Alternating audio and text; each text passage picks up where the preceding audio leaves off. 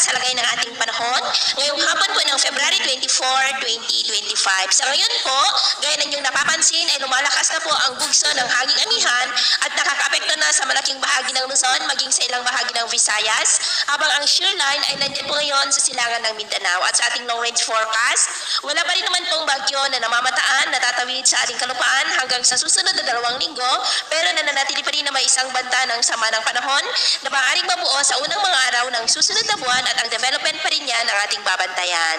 At sa lagay po ng ating panahon ngayong hapon ay nakakaranas ng cloudy skies with isolated rain sa may ilang bahagi ng Cagayan Valley, Cordillera, La Union, Ilocos Sur, Ilocos Norte, Infanta, Calapan, Palawan, Panay Island, Negros, Cebu, Bohol, Leyte, Samar Provinces, Sulu Archipelago, Zamboanga Peninsula, Northern Mindanao, Caraga, Davao Region, at Sorsogon. At mamayang gabi po ay posible pa rin ang mga cloudy skies with isolated rain sa ilang bahagi ng Cagayan, Apayao, Isabela, Quezon, Quirino, Aurora, Calapan, Palawan, Aklan, Negros, Cebu, Bohol, Leyte, Eastern Samar, at malaking bahagi ng Mindanao. Kaya mag-ingat pa rin po tayo dahil posible pa rin ang mga banta ng mga pagbaha at bagguho ng lupa.